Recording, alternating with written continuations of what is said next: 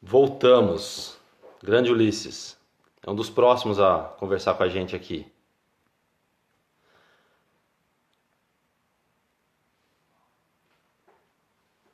Rafael entrou. Você encaminha aqui, você quer que eu te convido?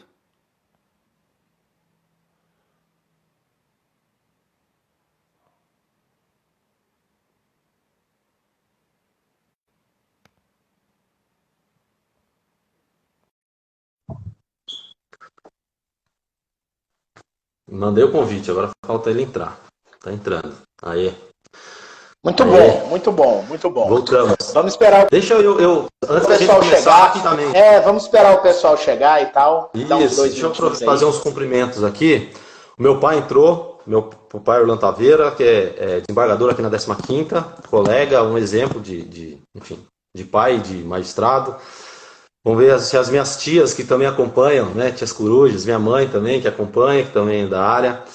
Tem um colega que foi aluno no curso preparatório para o concurso nacional, que acompanha várias lives, o juiz Helder, doutor Helder, que, enfim, também tá professor e tem um perfil bastante interessante no Instagram.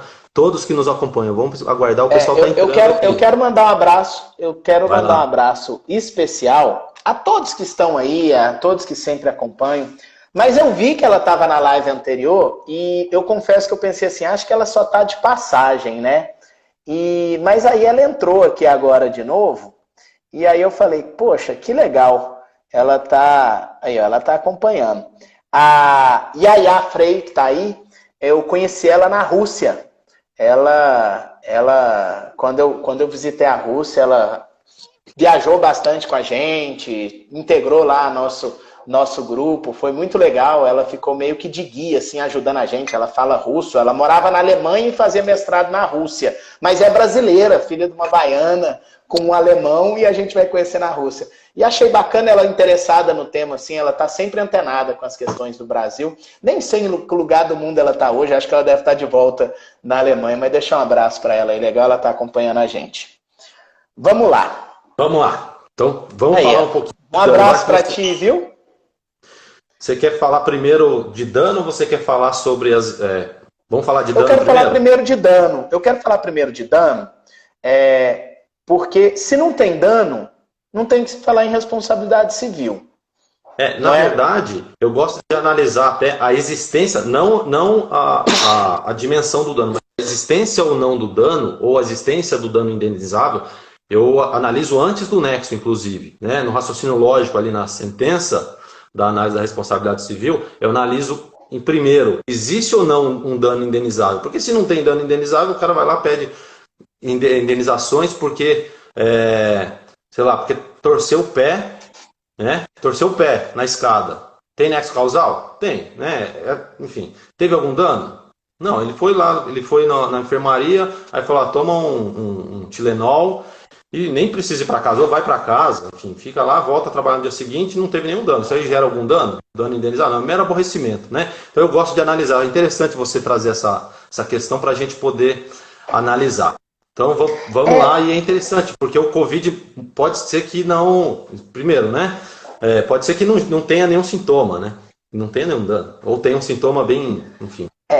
Vamos lá. Foi bom porque eu gosto sempre de falar andando, que é falando, pegou Covid, trabalho, acidente de trabalho, responsável civil. Gente, calma. Contraiu a Covid. Demonstrou a existência do nexo, independente demonstrou, presumiu. Primeira questão, tem estabilidade? Só se ficar afastado mais de 15 dias, regra geral, né? Nada de tese aqui. Só que a Covid, muitas vezes, afasta 14 pelo INSS. Então, assim, nem a estabilidade, se ele não teve ali uma complicação, ele teria. O que está acontecendo agora, Vinícius, e eu estou curioso para saber como é que isso vai ficar no futuro, o trabalhador afasta... Oi, voltou? Tá travando. Voltou. 1, 2, 3, testando. 1, 2, 3, testando. A sua imagem tá meio embaçada, mas Meu a voz borrada? tá. Mas a voz tá boa. O som tá bom. Vamos ver se entrava novamente o som. Tá, mas eu vou. Eu vou. Não, então tá. Tá, o som tá bom, vamos continuar. O que importa Então, é tá me ouvindo aí. tá. Ninguém perde nada aí com a minha imagem borrada. Vamos voltar. Então, como eu estava falando, primeiro, a maior parte dos atestados médicos contraiu a Covid. As pessoas muitas vezes nem sabem que estavam na Covid, que tinham contraído a Covid. E aí as empresas estão fazendo aquele teste de temperatura na entrada. Certo? Uhum. Aí, opa, você está com febre. Não deixa o trabalhador entrar, ele sai, faz o teste, descobre que estava de Covid, estava sentindo nada, mas estava com uma temperatura alta, porque há casos e há relatos de a pessoa com temperatura alta, mas não sentir efetivamente ali qualquer sintoma que a deixe mal. A pessoa trabalha, né? E aí o que acontece? Se ela pega um atestado aí de até 15 dias, ela não vai ter estabilidade. Sim, interessante isso aí. Só que o que está acontecendo? O que está acontecendo? Os próprios empregadores estão com medo de deixar essa pessoa voltar. Né? Existe na nota, aí eu não me lembro se é em recomendação, em nota técnica, não me lembro a fonte, ou se é da OMS, não lembro mesmo, perdão, eu deveria lembrar.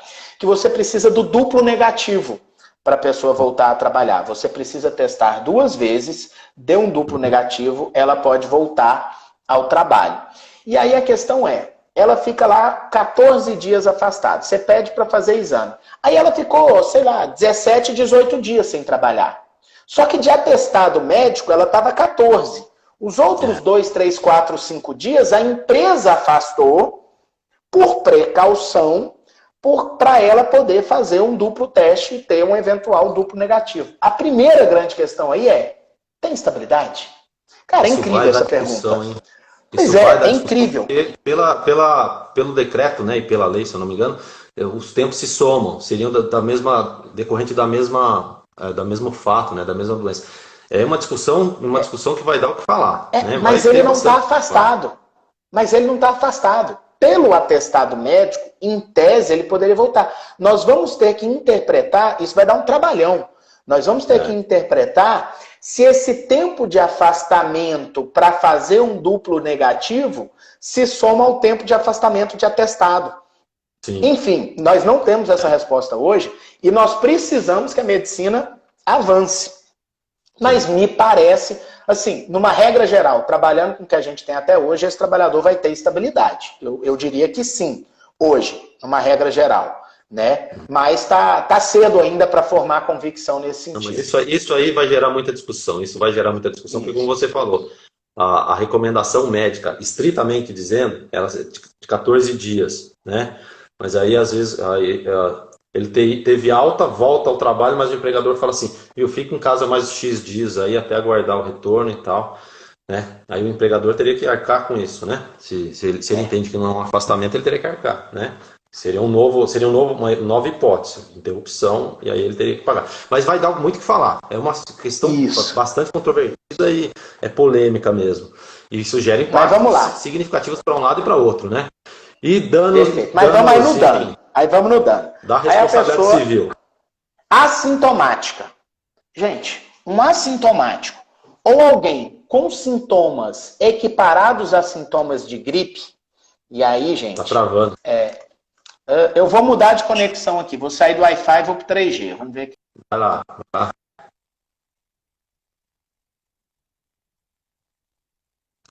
Bom, enquanto o Rafael sai e volta, eu quero fazer alguns registros aqui. Vocês estão me ouvindo? Vocês conseguem me ouvir? Olha só, eu saí do Wi-Fi e fui para o 3G. Acho que agora vai melhorar.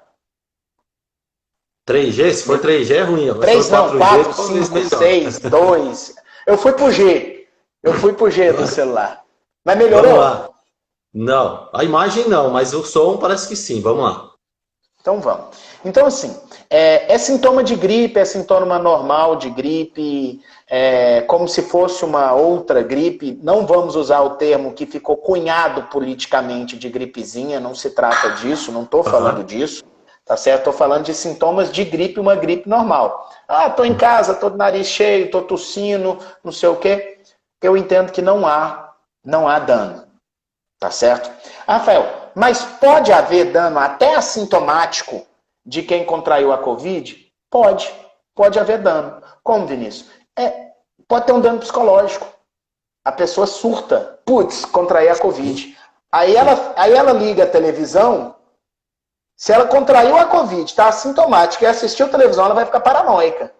Entendeu? E aí eu posso ter só da um pessoa dano ter psicológico. a pessoa ter que se isolar no quarto. Imagina a mãe ou o pai que tem que se isolar no quarto com criança pequena, recém-nascida, que não pode manter o contato. Criança de 1, 2 anos, tem que ficar 15, Mas, Vinícius, 20 dias. ela vai precisar provar que ela se isolou, porque os pacientes, na maioria, não estão se isolando dessa forma. São raros os casos. Ela vai ter que provar. Agora, se ela saiu, foi para um hotel, se foi para a casa de outra pessoa, se ela se isolou, a gente começa a falar em algum dano pequeno. Sim. Dano pequeno. Sim. Aí começa a falar em algum dano. Esse dano psicológico precisa ser comprovado. Se comprovado, a gente vai falar do dano. Agora, e quando agrava? Né? Quando a pessoa vai ser internada por causa da Covid, aí eu entendo que há dano. Tá certo? Sim. Eu entendo que há dano. E se vier a óbito, eu não preciso nem dizer, por óbvio, né?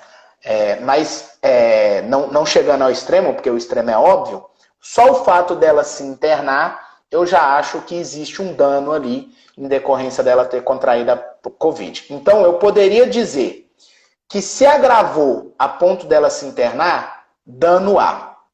Se não agravou, o dano tem que ser comprovado. Tá, me parece, a lógica que eu sigo é mais ou menos essa aí mesmo, só que aí a gente tem que analisar o caso concreto, né? E aí no arbitramento de uma eventual indenização, nos casos, principalmente nos casos de dano presumido, a gente vai ter que analisar as circunstâncias peculiares de cada caso, o tempo de internação, se foi para UTI, se não foi, se foi entubado, se não foi, enfim. E eu tenho uma outra questão, né, que a gente não sabe ainda quais são as consequências outras de quem se acomete enfim, se acomete gravemente da doença, né? A medicina ainda não sabe quais sequelas, são todas, né? as consequências, as sequelas. Aí a gente vai saber com o tempo. Mas me parece, a lógica é essa mesmo. Tem determinados casos em que o dano em ré Y, em outros casos não, como você mesmo falou, há os assintomáticos e há aqueles em que os sintomas são muito parecidos com uma gripe, né? E aí nesses casos, ou com uma síndrome gripal, e aí nesses casos me parece que em princípio não haveria dano presumido, mas se outras circunstâncias no entorno da doença, né, agravarem aquele quadro, como necessidade de isolamento, né, enfim, às vezes um dano psíquico. E aí eu quero só fazer, eu senti na pele isso, né, tive um pequeno, né, desse pânico que dá. Nessa noite tenho uma filha, tenho 2 filhas, uma de 16 e uma de 7. A de 7, ela tá já há alguns dias com algumas manchas no corpo, a gente levou achando que era alergia e tal, só que ela persistiu e alguns outros sintomas, a gente pesquisando na internet, a gente falou que descobriu que tem crianças que têm sintomas diferentes. Nossa, o pânico. Vamos no hospital, liga para o hospital, liga para o outro, vamos, chegar lá, fazer exame, e o pânico. Eu senti um pouquinho do que é esse drama, né? Eu não cheguei a ter ninguém da família, eu não cheguei a ter a doença, mas só de saber que alguém próximo pode estar doente, imagina a situação, né, de que você está com a doença, você pode se agravar, pode vir a morrer e ficar dias a fio, alguns dias aí, 15, 20 dias, né, digerindo essa ideia. Enfim, quem tem predisposição a ter síndrome do pânico, ansiedade, etc., isso pode vai desencadear um monte de coisa. Graves, né? Vai desencadear. Agora, olha só. Tem uma pessoa assistindo a magistrada trabalhista que ela trouxe uma situação muito interessante. Ela falou assim, tem uma situação de quando o trabalhador retorna e ele é vítima de preconceito, né? Porque os outros não querem trabalhar junto com ele, não querem trabalhar perto dele, e etc. É uma outra situação, é um dano moral diferente. Eu entendo que se isso acontecer, nós não estamos falando do dano moral decorrente de ele ter contraído a Covid. Aí a gente já está falando de um dano moral ambiental. né, sim, na responsabilidade civil do empregador. Mas assim, olha o tanto de desdobramento que começa a sim. acontecer. Mas E vamos... por trazer todos esses casos malucos, malucos assim, essas hipóteses, né, que a gente fica loucubrando, mas que a gente vai enfrentar isso no dia a dia. A gente fala, isso é vai. impossível. Não, nada é impossível. No processo do trabalho, nas reclamações trabalhistas, nada é impossível. Aqueles casos que você fala, não, isso aqui nunca vai acontecer, acontece. E agora, não, e todas essas hipóteses que a gente fica imaginando, elas vão ocorrer na prática, certamente. Né? Bom, deixa só eu fazer uma observação aqui. O Wagson, ele me falou lá atrás sobre a teoria da responsabilidade pressuposta, né? Eu também já cogitei sobre isso e, enfim, em determinadas situações é possível a gente pensar na A responsabilidade teoria da responsabilidade pressuposta, que é defendida pela professora Hironaka lá da USP, da Gisele Hironaka, que fala que em determinadas situações a probabilidade é tão grande que não se aplicaria nem mesmo excludente de nexo, né? Seria uma presunção quase que absoluta.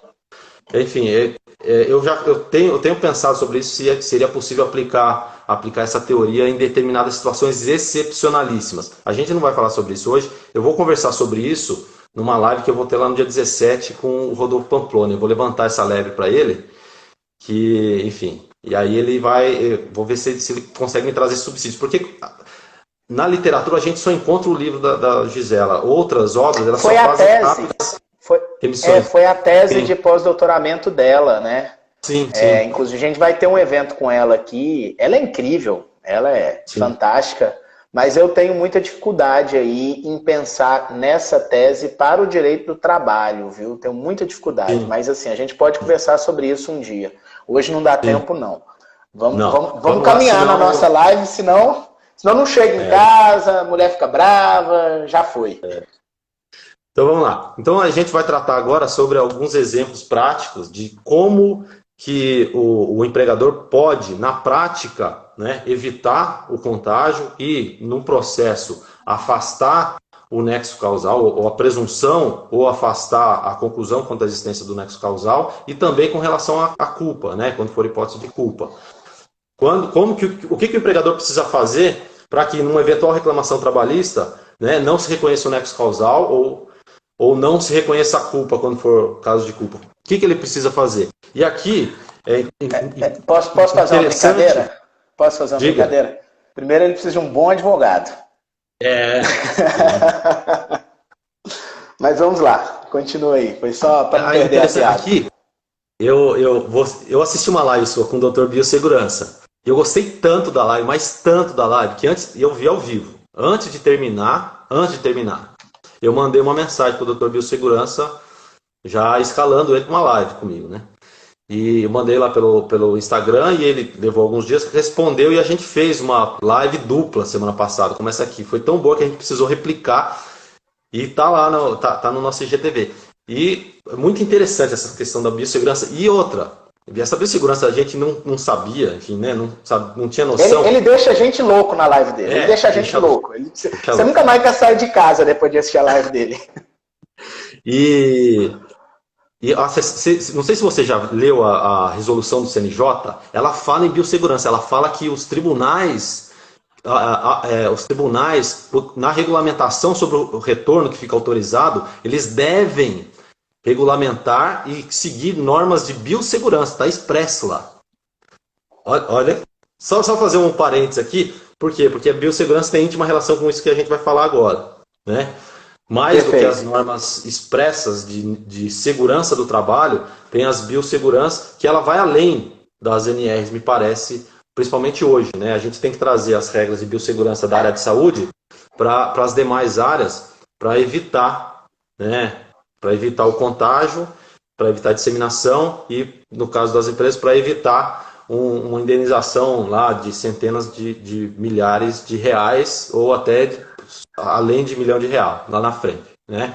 O barato pode sair caro. Então vamos lá. Deixa eu só fazer quase uma piada, né, a respeito.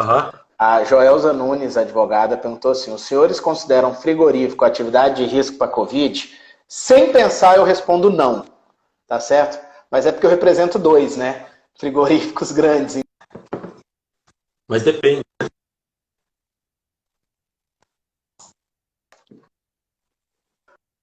Como eu disse, é uma piada. Agora vamos lá. Vinícius, primeira coisa que eu acho que o processo tem que... A primeira iniciativa do empregador, e aí fica uma dica, eu estou dando orientação nesse sentido para os clientes, e fica uma dica para os colegas, é um estudo da vida social do trabalhador, né? Quem mais contaminou, quando se contaminou. Inclusive, eu sugeri colocar nos formulários do médico do trabalho ou da empresa. Quando tiver, a pessoa está com a temperatura alta, nem falou que está com a Covid ainda. Vai lá no formulário, pergunta. Tem alguém na sua casa que está com sintomas? Tem alguém no seu prédio, entre os seus vizinhos, que tem sintomas? Alguém já testou a Covid? Alguém testou positivo? É um estudo social. Isso vai ter que vir para o processo. Isso vai dar um trabalho. Imagina, Vinícius, lá na sua vara, Deixa só, se eu chegar... esse estudo social, ele, além da casa, o próprio comportamento da pessoa. A pessoa se isolou ou não? Ou ela está indo para o boteco, está indo Vai lá na rede social ver se ela fazia live com os amigos. Exatamente. Né? Então, assim, imagina chegar uma reclamação trabalhista lá na sua vara e, como matéria de defesa, eu falo, olha, eu gostaria que fosse juntado aos autos o nome e o CPF dos familiares dele, e aí eu gostaria que, dos vizinhos também, e gostaria que oficiasse a vigilância sanitária para saber se essas pessoas contraíram ou não a Covid, porque tem a comunicação, e caso tenham contraído, eu quero a data que elas contraíram a Covid. Olha o dilema de invasão da privacidade e intimidade que você, como magistrado, vai ter que enfrentar para deferir ou indeferir um pedido desse. Sim. Né? Vai ser problemático, porque, de repente, até que ponto que a gente vai poder fazer essa investigação social? E as empresas, elas com certeza vão pedir esses ofícios e muitos vão ser negados, né? Muitos vão ser negados, e vai ter alegação de cerceamento de direito de defesa, e esses processos vão embora com a alegação de cerceamento de direito de defesa. Vai ser uma confusão danada. Mas o estudo social é importante, e eu sugiro que os empregadores façam provas de processos que não existem, Vinícius. Façam provas de processos que não existem. Tem um funcionário que contraiu a Covid, corre lá na rede social dele, dá uma olhadinha se ele saiu, se ele postou, como é que ele estava fazendo, pega as conversas com os amigos, pergunta para os amigos, e aí, fulano? Não, fulano fez um churrasco na casa dele semana passada. Já produz prova disso, pega ali, já guarda essa informação. Tem que tomar cuidado, né? Tem que tomar cuidado para não invadir a privacidade e intimidade de ninguém. Rede social é pública. Rede social é pública. Né? E as pessoas estão lá. Viu que o empregado seu postou na rede social um evento, faz o print. Né? Faz essa investigação aí para guardar esse tipo de coisa. Não estou falando para ninguém sair com detetive para sair da vida íntima das pessoas, né? Mas para a gente pensar nisso, essa investigação social, que vai ser um grande problema. E saindo dessa investigação social, nós temos ainda nos processos o que é básico, mas que vai ser complicado nos processos de Covid, que é EPI. Cara, EPI... Deixa eu te falar, vou te dar um exemplo. Eu entreguei máscaras no escritório. Mas eu não fiz um registro de que eu entreguei máscaras. Eu mandei no grupo de WhatsApp, ó, existe as máscaras, está aqui. Como a gente não tem EPI, para atividade de advocacia, eu não me preocupei. E vai ter um monte de empresa que não tem hábito, porque quem tem hábito de entregar EPI é indústria, quem tem hábito de entregar EPI é hospital. Agora, o comércio, cara, não entrega EPI. Não existe EPI, assim, não é que não existe para nenhum comércio. Na grande maioria dos mercados da vida não tem EPI. Então as pessoas não têm esse hábito, né? Não é só entregar, é fiscalizar. Aí de repente, olha só, tem mais essa, né? Aí eu coloquei. Aí eu tenho que ensinar para a pessoa que ela tem que vir aqui, tirar, não encostar em nada. Não, aí eu coloquei a pessoa... Foi no bolso. Estou contaminado, né? Que é a live do Jorge lá, do Biosegurança. E quantas por dia, né? Não, a cada 3 horas, segundo a nota técnica, segundo o Biosegurança, a cada 2. Eu tenho que ter uma fábrica de máscara na empresa. E outra, tem que ter, a máscara tem que ter Dupla, tem que camada ser ou tripla, né? dupla ou tripla camada, assim, ó, o paninho, né? É. Então, assim, ó, o Marcelo falou, imagina um escritório de contabilidade com 50 pessoas. Marcelo, meu escritório tem 40 pessoas. São 5 máscaras por dia, pelo menos. Nós estamos falando de 200 máscaras. E a máscara vai esgarçar, como a gente gosta de falar, né? Vai esgarçar. Aí ela vai ficar velha. Então, assim, são 200 máscaras que vai durar um mês e meio, aí mais 200 máscaras. Então, é melhor home office mesmo, porque todo mundo em teletrabalho resolve a vida, né? Agora, vai ter que ser provado no processo, vai ser difícil essa comprovação. Por isso que eu falei que na hora de a gente apreciar a culpa, Vinícius, esse medo da responsabilidade objetiva, do nexo, ele vai ser muito flexibilizado, porque a não obediência das regras de proteção do trabalhador, eles vão ser efetivamente, digamos que a regra geral dos processos. Infelizmente vai ser. Onde que não vai ser? Justamente nas grandes empresas é que a gente não vai ver isso. Nas empresas que tem SESMIT, né, que tem toda essa preocupação, nos grandes grupos econômicos. Eles não. Eles têm produzido já provas, até porque eles são habituados a esse tipo de produção de prova. Vai ser complicado, né? Quer acrescentar alguma coisa aí? E além das máscaras, né? Álcool em gel, enfim, o distanciamento social. E aqui é importante porque... Perícia para o distanciamento. Perícia de distanciamento. A minha mesa não ficava a 2 metros da mesa dele. Aí você vai ter que designar um perito. Ou, não perito, né? Na verdade, você vai designar talvez uma constatação lá. Pede para o oficial de justiça ir lá medir qual que era a distância da mesa para outra. Aqui, só fazer uma observação, né? Nesse momento, aquela concepção, aquela ideia de que o meio ambiente é um só e que o meio ambiente de trabalho ele se insere no meio ambiente todo, fica evidente, porque essa lógica ela abrange os cuidados com o trabalho e com os consumidores. Você pega lojas, supermercados, comércio em geral, né? Eles têm que tomar cuidados com os seus trabalhadores e também com os consumidores, porque não adianta nada ele entregar máscara para os empregados e exigir um distanciamento social e deixa qualquer um entrar lá sem máscara, né? Chega lá, enfim, não exige que os clientes cumpram a distanciamento, né, nas filas, etc. e tal, enfim, vai dar muito o que falar, vai ser bem difícil isso, mas assim, o fato é que os empregadores precisam ficar atentos. Vamos lá. Olha um exemplo, tem uma padaria grande aqui em Goiânia, que eu vou muito lá, e essas padarias que acabam virando quase um mercado, né? Quase um supermercado. Aí, no início, entrava qualquer um. Depois, eles ficavam na porta sugerindo álcool em gel e pedindo para pôr máscara. Aí veio o decreto do Estado de Goiás falando que tem que ter máscara. Aí eles começaram a barrar quem não tinha máscara. Aí a pessoa chegava sem máscara e ia embora. Isso deve ter dado um impacto mercadológico neles, porque eles barravam quem não tinha máscara, muitas vezes a pessoa ia embora, né? Aí eles começaram a distribuir uma máscara descartável para quem chegasse lá sem máscara. Então, olha a evolução durante a pandemia dessa própria panificadora, ou mercado aí nesse exemplo. E eu vejo que os empregadores também evoluíram durante a pandemia, Vinícius. Sim. Os empregadores, eles vieram... exatamente. Tem uma consequência positiva. Posso te dar um exemplo? Posso te dar um exemplo? Diga.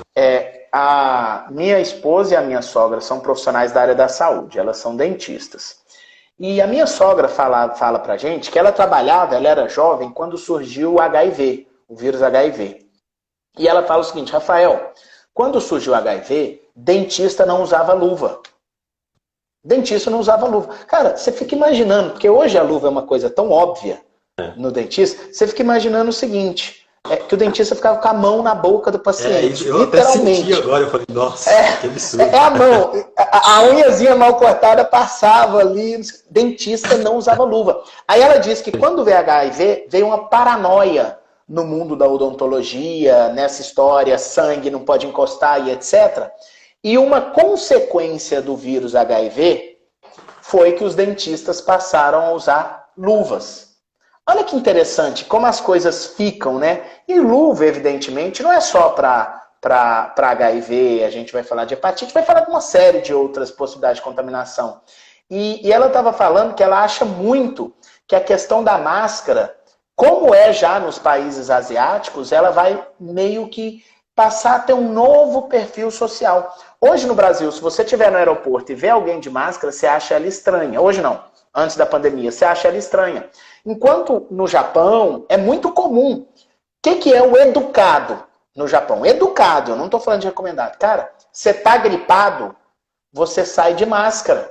Isso é um momento de educação no Japão. Por quê? Porque você não espalha o seu vírus para todo lado. Se você está gripado, você usa máscara. E não estou falando de qualquer doença como a Covid. Gripe. Você está gripado, meu amigo, você sai de máscara. Isso é educação. Se uma pessoa está tossindo na rua sem máscara, as pessoas olham feio para aquela pessoa. E talvez isso seja algo que culturalmente a gente vai ter que absorver isso. Mas aí a gente mudou completamente o rumo da live. Não, mas era isso que a gente queria dizer, né? Falar sobre os cuidados que os empregadores têm que ter para evitar o contágio, a contaminação e para que lá na frente, numa eventual reclamação trabalhista, eles possam evitar, né? Possam comprovar, se desincumbir do ônus, quando for o caso da existência do nexo ou da culpa, né? Se for o caso, e de outro lado também, os trabalhadores também comprovar a existência de nexo de culpa, né, com base nessas questões. Então a gente falou de máscara, né, tem questões envolvendo tipo, lavagem, quantidade, tem que tomar cuidado com isso, a disponibilização de álcool em gel. E teve uma questão interessante que ele falou para mim, que o álcool em gel ele não tem eficácia em superfícies. Como assim? Se você passar álcool em gel para limpar a sua mesa, ele não limpa. Você entendeu? Tá. Precisa esfregar. Precisa ter enfim, precisa ter um aditivo mecânico lá. Então, assim, questões relacionadas a material de higiene também, né? Que as empresas precisam se cuidar com isso. Não pode usar sabonete de barra, né? Tem que ser sabonete líquido. Preferencialmente aquele automático que você põe a mão embaixo. Porque no líquido você vai colocar a mão e aí tem que higienizar depois, é uma loucura. Sim, não, higienizar maçanetas. As portas têm que ficar abertas para ninguém ficar segurando maçaneta. Como é que você produz prova disso? Imagina eu na instrução, Vinícius. Excelência, pergunte à testemunha se as portas ficavam abertas. Nossa. Né? Excelência. Ar-condicionado. Tem ar-condicionado, se não tiver o filtro EPA, não, ele não filtra. Você assistiu aquele filme, um filme que fala sobre pandemia? Filme Pandemia? Sim. Então, ele mostra o vírus circulando pelo ar-condicionado. E é isso. Se não tiver o filtro, esse filtro especial, o ar-condicionado ele só recircula o vírus, né? Inclusive, tem uma paranoia das pessoas no avião, e tem um pessoal dizendo que o avião é um local seguro, por causa desse filtro do ar-condicionado. O inseguro é quem está do seu lado, mas se tiver uma pessoa ali por fila num distanciamento, seria um local seguro. Mas, enfim, quantas máscaras forneceu? O Lúcio perguntou. Gente, pelo Ministério Público do Trabalho, uma máscara a cada 3 horas, tá certo? Então, seria o seguinte, uma jornada, a pessoa vai sair de casa, vai trabalhar 8 horas, vai ter pelo menos 1 hora de intervalo de almoço. Vamos pensar em 1 hora de intervalo, são 9 horas. Já são 3 máscaras. Mais uma máscara extra, travei, voltei. Mais uma máscara extra porque ele vai voltar. Então, assim, já 4 máscaras no mínimo. Se ele for ter 2 horas de almoço, a gente fala em 5. Se for pegar o Dr. Biossegurança, que é de 2 em 2 horas, nós precisamos de 6. Então, assim, é máscara pra caramba, né? Enfim. Valeu demais, Vinícius. Acho que foi bom pra caramba. A gente conseguiu falar bastante do que a gente queria, né?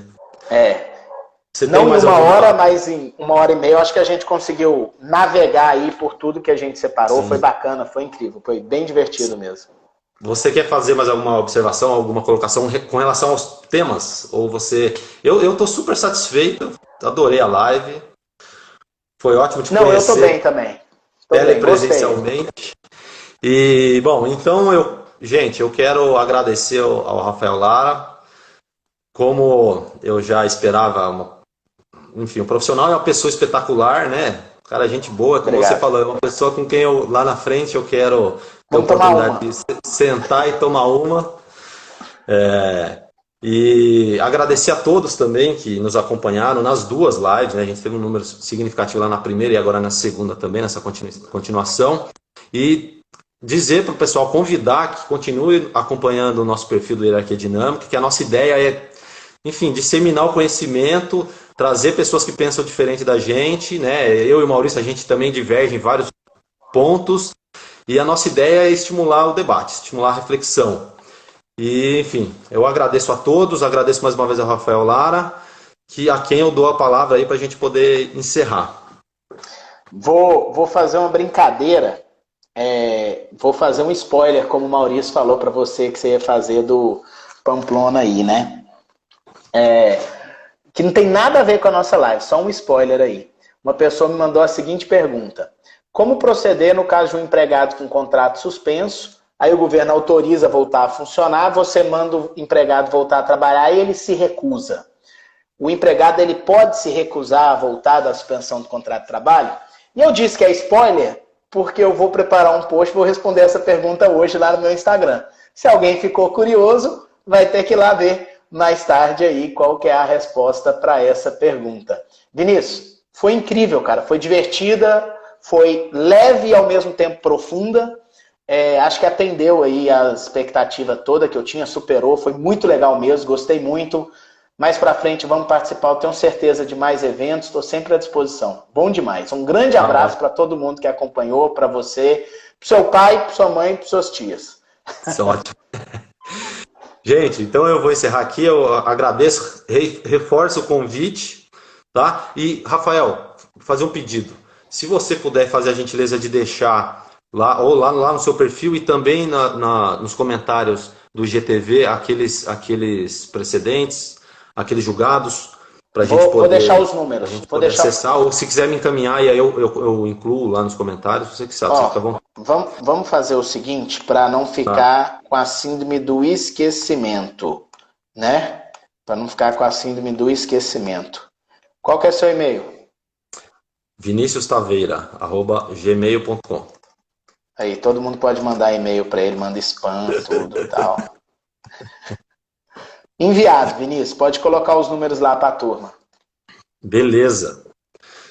Rafael, obrigado. Valeu. Obrigado Bom a todos. Demais. Excelente live.